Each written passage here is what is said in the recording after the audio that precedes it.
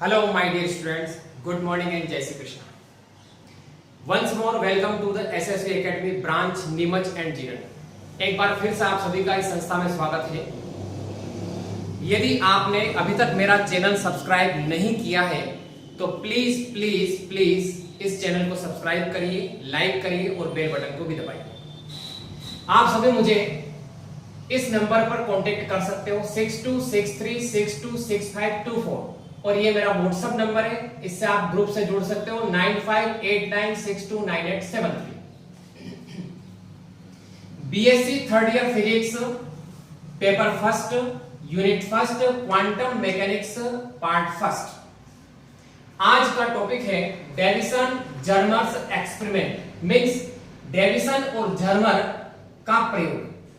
यानी डेविसन और जर्मर दो नाम के एक साइंटिस्ट थे। इन दोनों ने अपने एक्सपेरिमेंट के थ्रू डी ब्रोगली थ्योरी को प्रूव किया। अब डी ब्रोगली थ्योरी क्या थी ये अपन लास्ट वीडियो में पढ़ चुके हैं। सन 1994 में डी ब्रोगली ने एक थ्योरी दी थी। According to de Broglie, a moving electron is like a wave, यानी एक गतिशील इलेक्ट्रॉन एक तरंग के समान होता है एंड रिप्रेजेंट्स वेव नेचर। और किस प्रकार का नेचर रिप्रेजेंट करता है? वेव नेचर रिप्रेजेंट करता है, मतलब तरंग प्रकृति प्रदर्शित करता है। तो डेविसन और जर्मर नाम के दो साइंटिस्ट, इन दोनों ने मिलकर के अपने एक्सपेरिमेंट के द्वारा डी ब्रोगली के इस थ्योरी को प्रूव किया। अब डी ब्रोगली ने जो वेवलेंथ का इक्वेशन दिया था वो ये था, lambda equal to H upon P, या इसके बाद इसको अपन इस टाइप से लिख सकते हैं 150 अपॉन वी एंगस्ट्रॉम। क्लियर? ये अकॉर्डिंग टू डी ब्रोगली है वेवलेंथ इक्वेशन। अब आपने एक 12th लेवल पे पढ़ा होगा ब्रेग इक्वेशन। ब्रेग इक्वेशन होता है lambda equal to 2d sin theta. Clear? और ये भी आंसर आता है एंगस्ट्रॉम। तो अपन क्या करेंगे कि डी ब्रोगली यानी इस इक्वेशन का यूज करेंगे और जो ग्रुप ऑफ इलेक्ट्रॉन है या जो इलेक्ट्रॉन है उसकी वेवलेंथ निकालेंगे। फिर ब्रेग इक्वेशन यूज करेंगे, वेवलेंथ निकालेंगे उसी इलेक्ट्रॉन के लिए। यदि दोनों आपस में इक्वल आती हैं तो इससे ये प्रदर्शित होता है, इससे रिप्रेजेंट होता है कि जो डी ब्रोगली थ्योरी है वो बिल्कुल करेक्ट है। तो डेविसन और जर्मर ने किस प्रकार से इस थ्योरी को प्रूव किया, आगे बढ़ पढ़ते हैं। देखिए,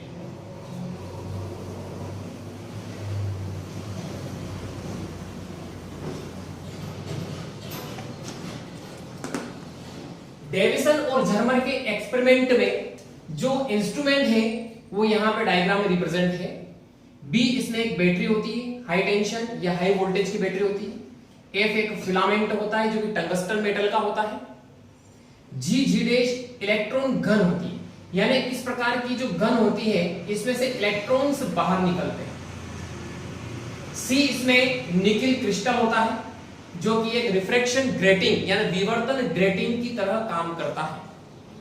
इसके बाद एस आपको दिख रहा है, ये सर्कुलर स्केल है यानी वृत्तीय पैमाना होता है। इस पैमाने पर एक डिटेक्टर होता है डी, संसूचक जिसको बोलते हैं। इसको अपन चला सकते हैं, यहां तक ले जा सकते हैं, इसको घुमा करके यहां तक ले जा सकते हैं। Is that clear? अब क्या होगा कि इस बैटरी के थ्रू इस फिलामेंट में करंट फ्लो होता है। करंट फ्लो होने की वजह से क्या होगा कि ये जो फिलामेंट होता है, जो इसको हिंदी में बोलते हैं तंतु, तो जो फिलामेंट होता है ये हीट की वजह से, गर्म होने की वजह से इसमें से इलेक्ट्रॉन्स बाहर निकलने लगते हैं और ये इलेक्ट्रॉन्स एक ग्रुप के रूप में चलते हैं।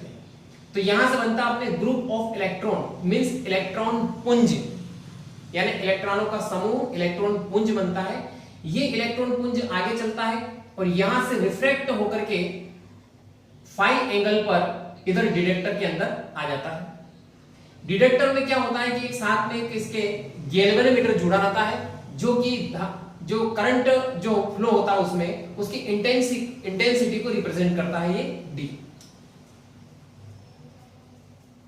अब देखिए, डेविसन और जर्मर ने वोल्टेज की वैल्यू अलग अलग रखी। अब ये वोल्टेज कौन सा है, ये इन दोनों के बीच में दिया जाता है, ठीक है। इलेक्ट्रॉन घन GG' और फिलामेंट F, इन दोनों के बीच में एक वोल्टेज दिया जाता है।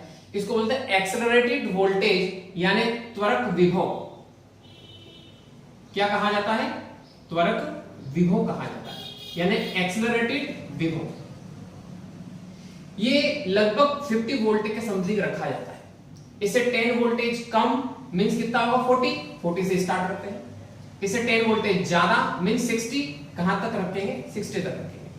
तो ये त्वरित विभव या त्वरक विभव क्या करता है कि जो यहां से इलेक्ट्रॉन्स बाहर निकल रहे हैं उनको एक्सेलरेटेड करता है, त्वरित करता है। त्वरित करने का मतलब होता है उसकी स्पीड को बढ़ा देगा, यानी इलेक्ट्रॉन जैसे ऑलरेडी बहुत ज्यादा स्पीड से मूव करता है, बहुत ज्यादा स्पीड से गति करता है, लेकिन ये एक्सेलरेटेड विभव क्या करता है उसकी स्पीड को और ज्यादा कई गुना बढ़ा देगा। क्लियर। तो डेविसन और जर्मन ने ये देखा कि phi इक्वल टू 50 डिग्री, यानी ये जो एंगल होता है इस एंगल पर रिफ्रैक्शन यानी विवर्तन सबसे ज्यादा होता है, इसलिए इसने एंगल कितना रखा 50 डिग्री रखा। फिर इस 50 डिग्री पर क्या किया इसने, त्वरक विभव यानी एक्सेलरेटेड वोल्टेज की अलग अलग वैल्यू ली, जैसे 40 वोल्ट ली, 44 ली, 48, 54 और 60 वोल्ट। यानी इन सारे वोल्टेज पर करंट की इंटेंसिटी नोट की, जो कि डिटेक्टर डी से पता चल जाएगा अपने करंट की इंटेंसिटी। इंटेंसिटी का मतलब होता है प्रबलता, धारा की प्रबलता एम्पियर या मिली एम्पियर में कितनी है वो यहां से पता चल जाएगा। तो इन्होंने अपने प्रयोग में यह पाया कि जब एंगल 50 डिग्री होता है, ये वाला कितना रहता है 50 डिग्री,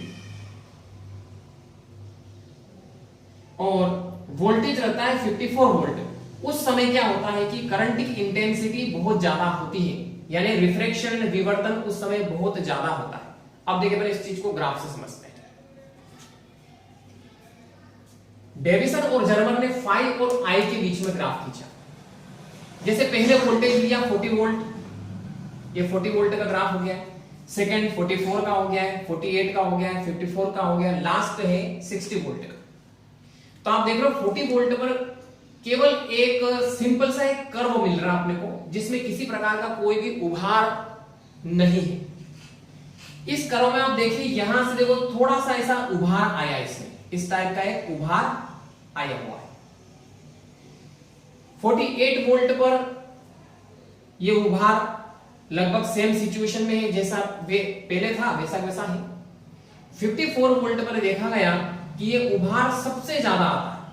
सबसे ज्यादा उभार किस वोल्टेज पर आता है 54 वोल्ट पर आता है। इसका मतलब यह है कि 54 वोल्ट पर और phi equal to 50 degree angle पर रिफ्रैक्शन यानी विवर्तन सबसे ज्यादा होता है। अब इसके आगे जब 54 वोल्ट के आगे जब और बढ़ाते हैं 60 वोल्ट करते हैं तो फिर से उभार क्या हो जाता है, कम हो जाता है। तो यहां से एक बात तो क्लियर हो गई अपने कि जब phi इक्वल टू 50 डिग्री हो और वोल्टेज कितना हो 54 वोल्ट हो, उस समय रिफ्रैक्शन यानी विवर्तन सबसे ज्यादा होगा, तीव्र विवर्तन होगा। और इस समय करंट की इंटेंसिटी आई, ये जो डिटेक्टर होता है इसमें अपन पढ़ सकते हैं क्योंकि इसके साथ एक गैल्वेनोमीटर जुड़ा रहता है। तो इस समय करंट की इंटेंसिटी भी क्या होती है, बहुत ज्यादा होती है। अब देखिए सबसे पहले अपन यहां पे ब्रेग इक्वेशन यूज करते हैं। ब्रेग इक्वेशन, अब ब्रेग इक्वेशन क्या होती है, lambda equal to 2d sign ये होती है। अब यहां से लेम्डा फाइंड करने के लिए दो चीजें चाहिए अपने को, एक तो d और एक थीटा।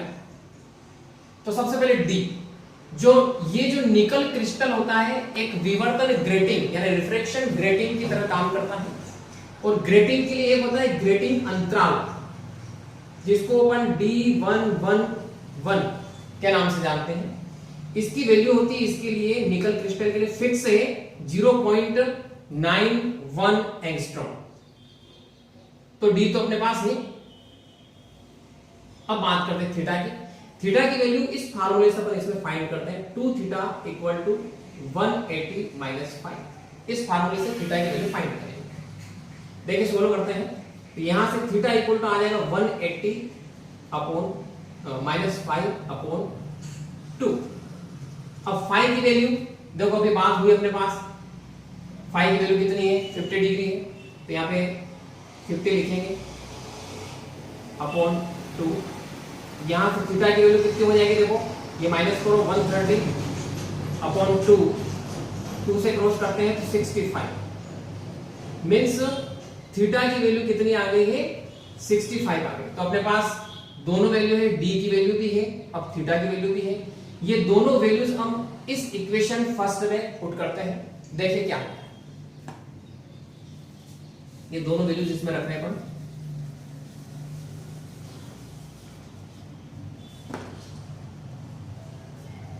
तो लेम्डा इक्वल टू 2, डी की वैल्यू कितनी थी 0.91, साइन थीटा की वैल्यू अभी जस्ट निकाले अपन कितनी थी 65 डिग्री।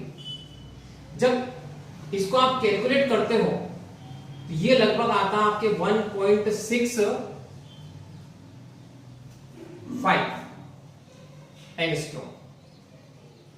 तो ब्रेग इक्वेशन से जब अपनों ने मूविंग इलेक्ट्रॉन, ये जो इलेक्ट्रॉन मूव कर रहे हैं, इसके लिए वेवलेंथ फाइंड की, तो वेवलेंथ कितनी आई 1.65 एंगस्ट्रॉम आई। अब इसके बाद ये तो ब्रेग के अकॉर्डिंग था, अब अपन डी ब्रोगली ने जो थ्योरी दी थी उसके अनुसार अपन वेवलेंथ निकालेंगे कितनी आती है। देखिए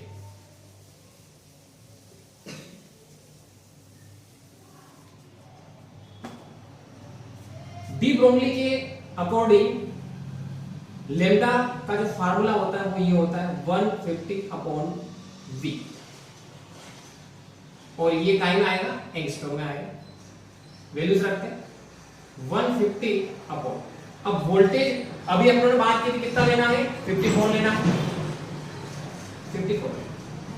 जब आप इसको कैलकुलेट करते हो तो ये वैल्यू आएगी राउंड फिगर में 1.67 एंगस्ट्रॉम। क्लियर, ये किसके अकॉर्डिंग है, डी ब्रोगली के अकॉर्डिंग।